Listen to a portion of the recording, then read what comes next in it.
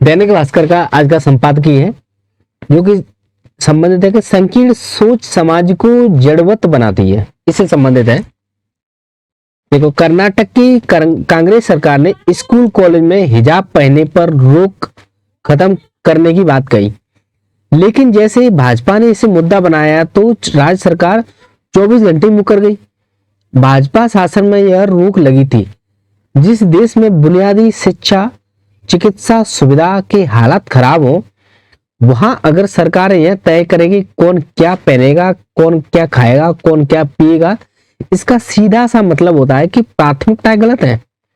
70 साल के शासन में अगर IMF और WHO जो इंटरनेशनल मॉनेटरी फंड है और वर्ल्ड हेल्थ ऑर्गेनाइजेशन है, इसके अलावा सरकार की अपनी भी रिपोर्ट भी भयंकर कुपोषण की पुष्टि करती हो, तो वहां पहला काम होना चाहिए कि अपने नौनिहालों के संपूर्ण पोषण पर ध्यान दें, ताकि अगले 70 से 80 वर्ष तक का भविष्य बेहतर हो।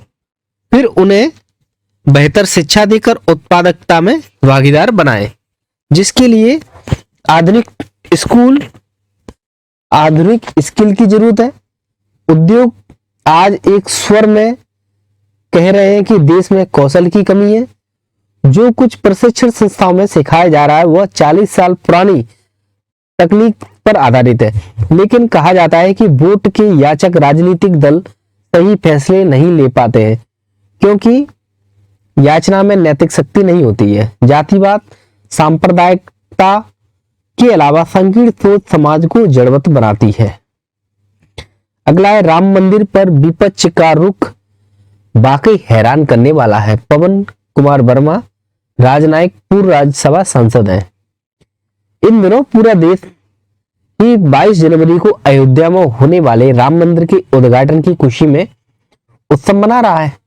जब मैं पूरे देश की बात करता हूं तो मेरा मतलब भारी बहुमत से है, क्योंकि लोकतंत्र में कुछ लोगों के असहमत होने की गुंजाइश हमेशा रहती है, लेकिन जो मुझे आश्चर्यचकित और चिंतित करती है वह इस महत्वपूर्ण अवसर पर भी इस सीमा तक हो रही राजनीति।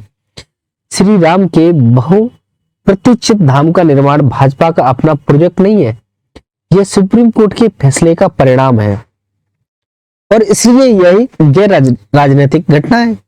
मंदिर निर्माण की देखरेख के लिए न्यायिक रूप से स्वीकृत ट्रस्ट का गठन किया गया और वही उद्घाटन कार्यक्रम की व्यवस्था कर रहा है। यह पद्धति मर्यादा पुरुषोत्तम से जुड़े मूल्यों के अनुरूप ही है, क्योंकि उचित प्रक्रिया का पालन करती है और देश की सर्वोच्च अदालत के फैसले के अनुरूप न्याय संगत है। 1992 में भाजपा संघ के कार्यकर्ताओं स्वयं सेवकों के द्वारा कानून को हाथ में लेकर बाबरी मस्जिद ध्वस्त करना जरूर अमर्यादित था, क्योंकि यह गैर कानूनी तरीके से किया गया कार्य था। वास्तव में उस समय के शीर्ष भाजपा नेतृत्व, जिसमें अटल बिहारी वाजपेयी, लाल कृष्ण आडवाणी शामिल थे, उन्होंने एक घटना पर गहरा खेद जताया था। क्या भाजपा इस घटना से राजनीतिक फायदा उठा रही है? उत्तर जाहिरान तौर पर हाँ है, लेकिन यह स्वाभाविक भी है। मंदिर निर्माण का बीड़ा भाजपा संघ ने दशकों से उठा रखा था। शायद जब आडवाणी ने 1990 में रथ यात्रा शुरू की तब इसकी प्रेरणा आस्था और राजनीतिक दोनों रही होगी, क्योंकि पार्टी को 1984 की अपमानजनक हार से उबरने के लिए एक मजबूत भावनात्मक मुद्दा की जरूरत थी। लेकिन आज इस भव्य मंदिर की प्राण प्रतिष्ठा तब की जा रही है जब पार्टी बहुमत से सत्ता में और उसका नेतृत्व नरेंद्र मोदी जैसे करिश्माई नेता कर रहे हैं। यह स्वाभाविक ही है कि इसका फायदा भाजपा को मिलेगा, खासकर जब उद्घाटन चुनावों की पूर्व संध्या पर किया जा रहा हो। लेकिन मुझे विपक्ष के रुख पर ताज्जुब है। यदि उन्होंने मंदिर निर्माण को मंजूरी देने वाले सुप्रीम कोर्ट के फैसले का स्वागत किया था, तो अब वे अकेले भाजपा का पार्टीगत मामला नहीं मान सकते। वास्तव में वे केवल एक ही तरीके से भाजपा को इससे होने वाले राजनीतिक लाभ का शालीनता से मुकाबला कर सकते हैं, और वह है इस बात पर जोर देना कि श्री राम सभी के हैं।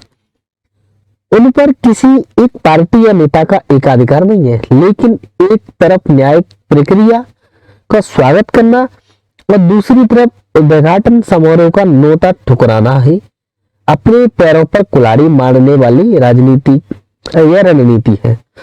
वास्तव में विपक्षी दलों का जोर तो श्री राम पर भाजपा के बराबर ही दावा करने पर होना चाहिए था।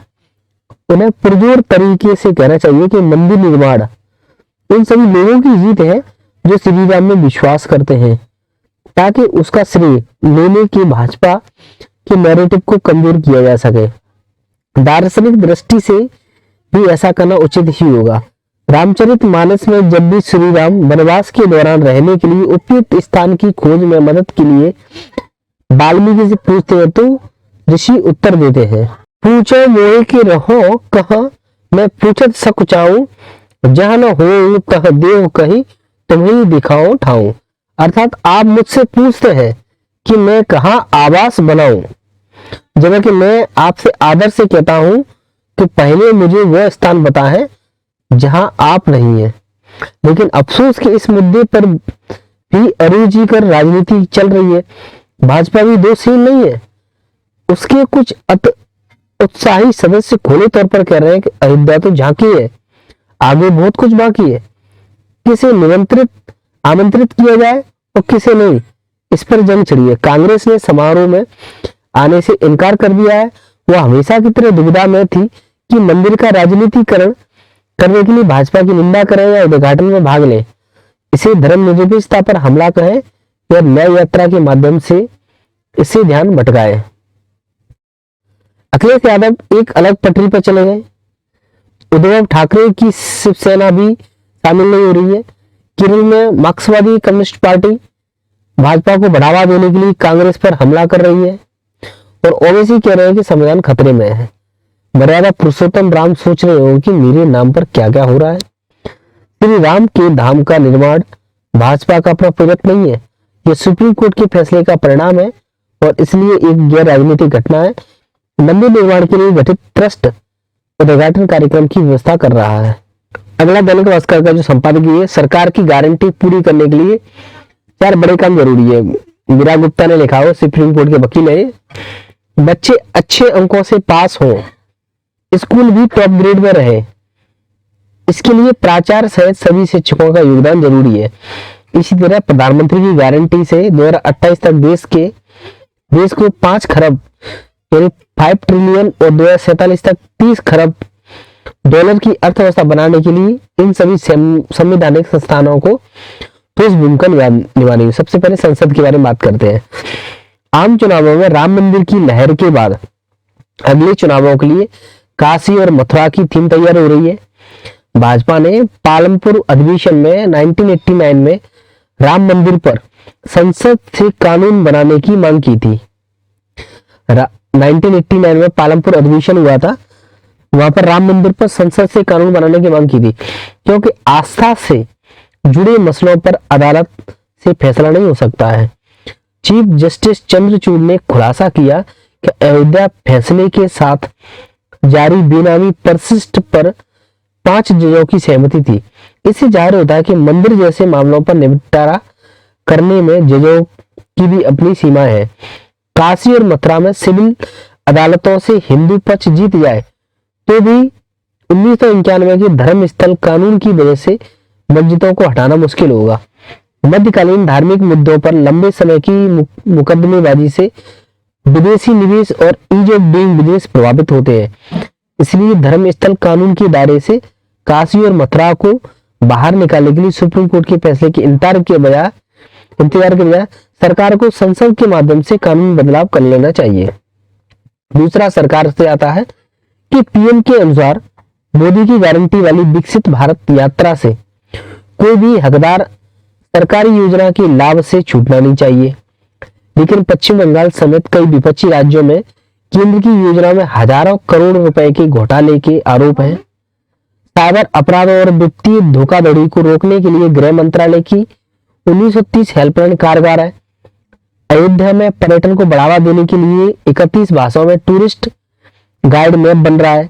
इसमें भारत की 22 और विदेशी भाषाओं की 9 भाषाओं में विवरण शामिल होंगे। उसी तरीके से घोटाला खत्म करने और समाज की अंतिम पायदान तक सरकारी योजनाओं को लाभ देने के लिए सुपर ऐप बनाने की जरूरत है। उसमें केंद्र और राज्य की सभी सरकारी योजनाओं की जानकारी, ऑनलाइन अप्लाई करने की सुविधा, लाभ नहीं मिलने पर ऑनलाइन शिकायत दर्ज कराने के साथ ही हेल्पलाइन की सुविधा होनी चाहिए। तीसरा, सुप्रीम कोर्ट के बारे में बात करते हैं कि नए कानूनों को सफल बनाने के लिए अदालतों के सिस्टम को ठीक करना बहुत जरूरी है, जिसकी शुरुआत जजों की नियुक्ति प्रणाली को ठीक करने से होना चाहिए। मोदी सरकार के पहले कार्यकाल में संसद से बनाए गए एनजेसी कानून को सुप्रीम कोर्ट ने 2015 में रद्द कर दिया था, जो 99वां संविधान संशोधन था। तो मोदी सरकार के उस फैसले के अनुसार कॉलेजियम में पारदर्शिता और जवाबदेही बढ़ाने के लिए मेमोरेंडम ऑफ प्रोसीजर एमओपी में बदलाव करना था।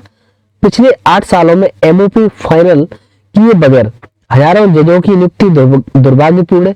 पिछले महीने संसदीय समिति को दी गई जानकारी के अनुसार एमओपी जो मेमोरेंडम प्रोसीजर है, उसमें सरकार की तरफ से कोई कार्रवाई लंबित नहीं है। सरकार ने हस्तक्षेप के बगैर एमओपी में बदलाव करके सुप्रीम कोर्ट को उसे तुरंत लागू करना चाहिए। इससे न्यायपालिका में पारदर्शिता और विश्वसनीयता के साथ जजों के फैसलों की भी विश्वसनीयता बढ़ेगी। नेक्स्ट आता है चुनाव आयोग। आईटी मंत्री अश्विनी वैष्णव ने एक इंटरव्यू में विदेशी टेक कंपनियों को नियंत्रित करने के लिए ठोस और प्रभावी कानूनी ढंग पर जोर दिया है। भाजपा सांसद और पूर्व मंत्री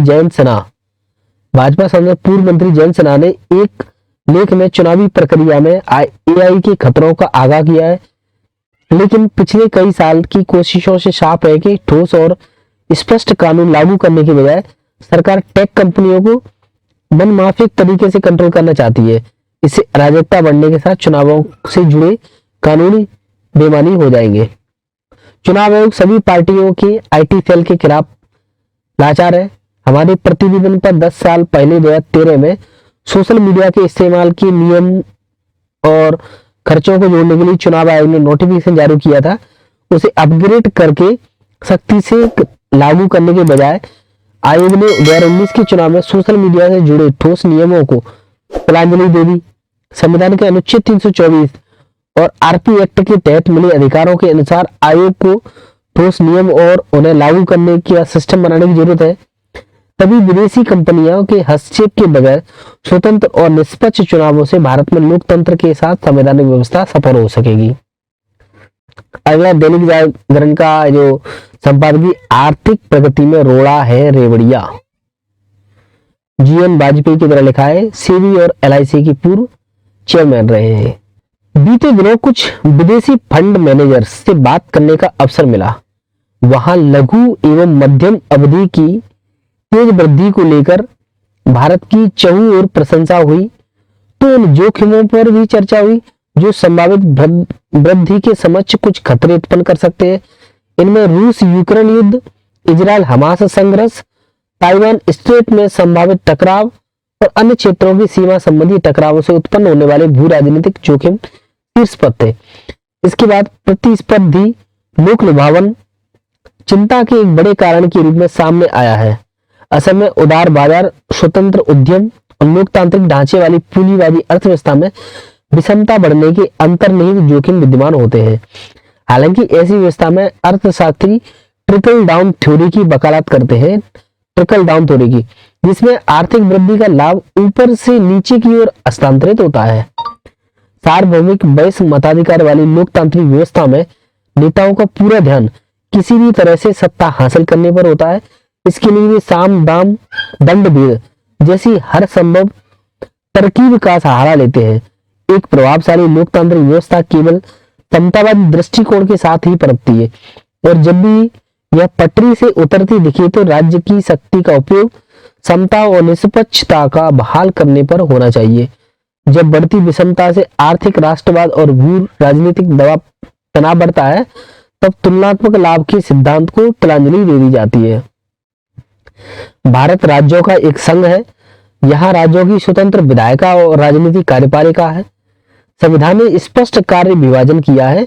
इसके तहत संघ सूची के विषयों पर केंद्र को ही कानून बनाने का हक है और राज्य सूची के विषयों पर राज्य सरकार विधि बनाती है। तीसरी समवर्ती सूची में केंद्र और राज्य दोनों राज्य सरकारें कानून बनाने पर पहल कर सकती है। क्योंकि भारत एक बहुदलीय लोकतंत्र है तो मतदाताओं के पास विकल्पों की कोई कमी नहीं होती है। मतदाता अपनी पसंद व प्राथमिकता के आधार पर केंद्र और राज्यों में सरकार चुनते हैं। इस पहलू ने प्रतिस्पर्धी लोक लुभावन वाद को बढ़ावा दे दिया है। इसके चलते चुनाव में मुफ्त योजनाओं एवं आकर्षक पेशकशों की बाढ़ आ गई है, जिसने राज्य के वित्तीय संसाधनों पर दबाव बढ़ा दिया है। राज्यों के सरकारी खजानों पर कर्ज के बोझ की स्थिति से व्यापक तस्वीर और बेहतर रूप सामने आती है। वित्त वर्ष 2022 के संशोधित अनुमानों के अनुसार पंजाब का कर्ज राज्य के सकल घरेलू उत्पाद यानी जो जीएसडीपी का 53.3% रहा है। इसके बाद राजस्थान, बिहार, केरल, बंगाल जैसे राज्य मौजूद थे जिन पर कर्ज उनकी जीडीपी से 34 से 39% के दायरे में था। एफआरबीएम समीक्षा से जुड़े एनके सिंह की समिति के अनुसार यह अनुपात 25% से ऊपर नहीं जाना चाहिए। वास्तविकता यह है कि आधे से अधिक राज्य इस सीमा को लांघ चुके हैं। दुनिया की दूसरी कोनों पर दृष्टि डालें तो अमेरिका और यूरोप संघ भी ऊंचे राजकोषीय घाटे की गिरफ्त में है। वहां बढ़ती विषमता विशेषकर कोविड महामारी के दौरान उठाए गए उपायों के चलते कर्ज का अंबार सा लगता गया है। ऐसे में अनियंत्रित घाटा और कर्ज का सैलाब इन समृद्ध अर्थव्यवस्थाओं के लिए भी चिंता का सबब बना हुआ है। इस साल कई देशों में चुनाव भी होने हैं। इस तथ्य को देखते हुए अंतर्राष्ट्रीय वित्त संस्थान ने चेताया है कि भू राजनीतिक चुनावों के बीच होने वाले चुनावों में भारत, दक्षिण अफ्रीका और अमेरिका में सरकारी उधारी बड़े पैमाने पर बढ़ सकती है। इससे वित्तीय अनुशासन बिगड़ सकता है। एक प्रभावी स्पष्ट तंत्र के अभाव में राजकोषीय घाटा और कर्ज भारतीय अर्थव्यवस्था के लिए बड़ी चुनौती रहे हैं। एक वक्त दिवालिया होने की स्थिति में जा पहुंचे थे। देश को अपना सोना बैंक ऑफ इंग्लैंड के पास गिरवी रखना पड़ा था। ऐसी परिस्थिति में लोक लुभावनवाद को लेकर अपेक्षित रूप से सतर्क रहना बहुत आवश्यक हो गया है। क्योंकि राजनीतिक दल किसी भी सूरत में सत्ता में बने रहना या उसे वापस पाना चाहते हैं, उसके लिए उन्हें रेवड़ियों का सहारा लेने में कोई संकोच नहीं होता है। इसमें भी प्रतिद्वंदी को मात देने के लिए बड़ी बड़ी घोषणाओं को अंतहीन होड़ चल पड़ी है। इन रेवड़ियों से मतदाताओं को भले ही कुछ तात्कालिक लाभ मिल जाए, लेकिन बड़े दूरगामी नुकसान उठाने पड़ सकते हैं। इससे राजस्व घाटा और कर्ज बढ़ता है। उससे तो उस पूंजीगत निवेश के लिए बहुत सीमित संसाधन बचते हैं जो आर्थिक गतिविधियों को बढ़ाने के लिए कहीं अधिक आवश्यक है। पूंजीगत निवेश के अभाव से पिछड़ापन हावी रहता है। 6 दशकों तक देश ऐसी स्थिति से जूझता रहा है। ऐसे में रेवड़ियों का लंबा चलने वाला सिलसिला अर्थव्यवस्था की गाड़ी को पटरी से उतार सकता है।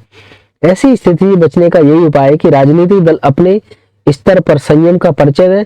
इन रेवड़ियों के माध्यम से जरूरतमंद लोगों तक वस्तुएं एवं सेवा पहुंचाने का विचार तो अच्छा है, लेकिन यह काम राज्यों को अपनी वित्तीय स्थिति के अनुरूप ही करना चाहिए। यदि बेसाफ तरीके से चुनावी रेवड़ियां बांटी गई तो अंततः परिणाम यह निकलेगा कि जैसे दुनिया के दूसरे हिस्सों में देखने को मिलता है। इसके परिणामस्वरूप मुद्रा की हैसियत कमजोर होती है, जिससे सामाजिक असंतोष बढ़ता है। भारत में ऐसी स्थितियां बनने से 2047 तक विकसित राष्ट्र बनने की उसकी आकांक्षा पर तुषारपात हो जाएगा। यह अच्छी बात है कि केंद्र की मौजूदा सरकार इसे लेकर चिंतित है और उसने अपने स्तर पर अभी तक स्थितियों को नियंत्रण बना रखा है।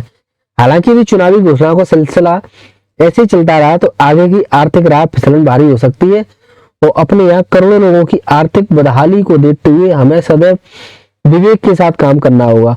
यदि लोगों की आर्थिक स्थिति में सुधार करना ही लक्ष्य है तो राज्य को तत्कालिक बंद करने के जरिए खुद पर आश्रित करने के बजाय वृद्धि के ऐसे पौधे रोपने पर ध्यान केंद्रित करना चाहिए जिससे लोगों की निरंतर रूप से फल प्राप्त होते रहे। नेक्स्ट बिजनेस स्टैंडर्ड का ये संपादकीय CBAM के अवसर संपादकीय वर्ष 2023 के मध्य में जब यूरोपीय संघ ने carbon border adjustment mechanism CBAM क्या है? कार्बन बॉर्डर एडजस्टमेंट मैकेनिज्म की घोषणा की, तब से लेकर भारतीय उद्योग जगत ने खुलकर इसके प्रति अपने पूर्वाग्रह जताए हैं। ये व्यवस्था आयात पर उत्सर्जन लगाती है। सलाहकार सेवा प्राइस वाटर हाउस कूपर्स द्वारा पर्यावरण, सामाजिक और कारोबारी संचालन यानी ESG में कर पारदर्शिता को लेकर हुए एक हालिया सर्वेक्षण में 67% प्रतिक्रिया में कहा गया कि CBAM उनकी आपूर्ति श्रृंखलाओं को प्रभावित कर सकता है। ये आशंका गलत नहीं है।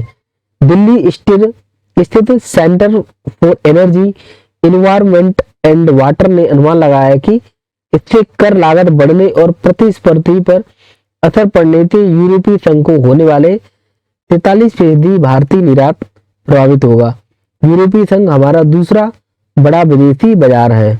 उदाहरण के लिए इस्पात क्षेत्र में भारतीय मिलों का कार्बन उत्सर्जन प्रतिस्पर्धी की तुलना में अधिक है। इसलिए कुछ अनुमानों के मुताबिक CBAM व्यवस्था में इसकी कीमत 56% तक बढ़ सकती है। कार्बन बॉर्डर टैक्स जनवरी 2026 से लागू होगा। यह 2030 तक कार्बन उत्सर्जन में 55% कम करने के लक्ष्य का हिस्सा है, परंतु भारतीय निर्यातकों को पहले ही जटिल अनुपालन चुनौतियों का अंदाजा हो गया है। ऐसा अक्टूबर 2023 में यूरोपीय संघ के साथ उत्सर्जन डेटा साझा करने के लिए 7 कार्बन संघ सघन क्षेत्र की कंपनियों की अनिवार्य परीक्षण अवधि के शुरुआत के साथ हो गया था। अधिकांश भारतीय कंपनियां CBAM की एक संरक्षणवादी उपाय मानती है और इसकी वजह भी है। भारत सरकार बहुपक्षीय मंचों पर इसके खिलाफ अपील करने पर विचार कर रही है। यह अपील साझी किंतु विभेदित जवाबदेही के सिद्धांत के तहत जा सकती है। टीकाकारों ने सुझाया भी है कि भारतीय कंपनियां अपने निर्यात बाजार में विविधता लाए और उन देशों को निर्यात बढ़ाएं जहां उत्सर्जन के मानक इतने सख्त नहीं है।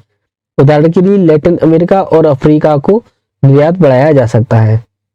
ये उचित और आवश्यक प्रतिक्रिया है, लेकिन इनमें समय लग सकता है। परंतु वैश्विक जलवायु परिवर्तन, प्रतिबद्धताओं और इस कवायद की जरूरत को देखते हुए भारतीय उत्पादकों के लिए बेहतर यही होगा कि वे अधिक सक्रियता दिखाते हुए CBAM की चुनौती से पार पाने के तरीके तलाशने की कोशिश करें। निश्चित तौर पर CBAM के लक्ष्यों में से यह एक सुनिश्चित करना है कि यूरोपीय संघ ही नहीं बल्कि विश्व स्तर पर बदलाव आए हैं।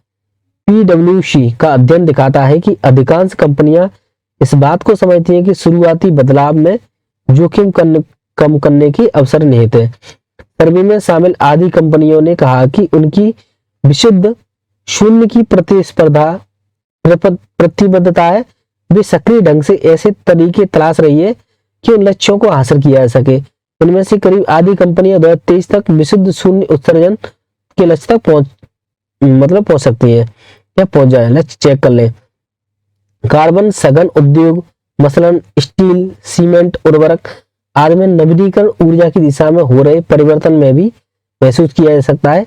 आंतरिक तौर पर ऐसा राज्य के स्वामित्व वाली ग्रिड बिजली आपूर्ति की संरचनात्मक कमी को दूर करने के लिए तथा आंतरिक तौर पर कम लागत वाली ESG फंड तक पहुंच बनाने के लिए किया जाता है। अन्य कंपनियां हरित हाइड्रोजन तकनीक का परीक्षण कर रही हैं। इस बदलाव का तात्कालिक परिणाम ऊंची लागत के रूप में सामने आ सकता है, लेकिन दीर्घ अवधि में भारतीय उद्योग जगत के पास अवसर है और वह अधिक मजबूत प्रतिस्पर्धी के रूप में सामने आए। देश का हालिया औद्योगिक इतिहास दिखाता है कि कंपनियों को ऐसी चुनौतियों में लाभ हुआ है। उदाहरण के लिए सन 1990 के दशक में उत्तर प्रदेश के संगठित कालीन बुनाई उद्योग ने जर्मनी द्वारा बाल श्रमिकों के तैयार किए गए कैंसर कारक रंगों वाले कालीनों के आयात पर प्रतिबंध लगाए और उसके बाद में तत्काल सबक ले लिया। आज इस इलाके में दोनों समस्याएं नजर नहीं आती हैं। भारत स्वयं इन कपड़ों के आयात पर रोक लगा चुका है, जिनमें ये जो डाई का इस्तेमाल किया जा सकता है। CBAM भी ऐसे अवसर हो सकता है कि कार्बन डाई के ये बड़ी छलांग हो सकती है, लगाई जा सकती है। इसके लिए राष्ट्रीय सहारा का संपादकीय विवेकानंद के दर्शन से कदम ताल। शिव प्रकाश भाजपा के राष्ट्रीय सह संगठन मंत्री हैं। कोलकाता की विश्वनाथ दत्त एवं भुवनेश्वरी देवी के संभ्रांत परिवार में 12 जनवरी 1863 को एक बालक का जन्म हुआ था। भगवान शिव की तपस्या के बाद जन्मे इस बालक को बचपन में ही मिला नाम नरेंद्र नाथ दत्त। इस बालक को प्रेम से परिवार के लोग नरेन के नाम से बुलाते थे। संन्यास दीक्षा के बाद नरेन स्वामी विवेकानंद के नाम से प्रसिद्ध हुए। 11 सितंबर 1853 को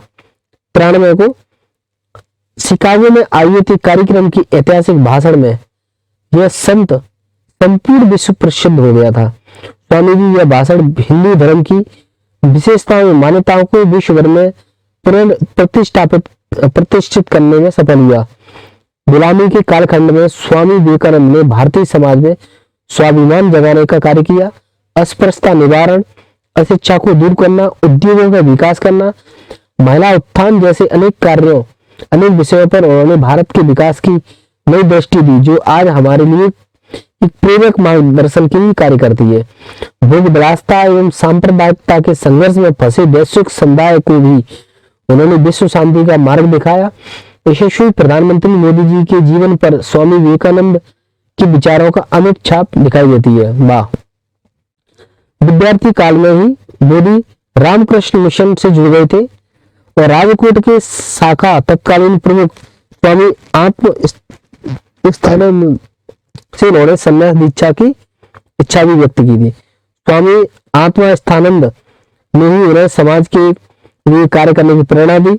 यह प्रेरणा प्रधानमंत्री के लिए गरीब कल्याण एवं स्वाभिमानी समृद्ध भारत गढ़ने की प्रेरणा बन गई। रामकृष्ण मिशन के साथ उनका संबंध आज भी जीवंत बना हुआ है।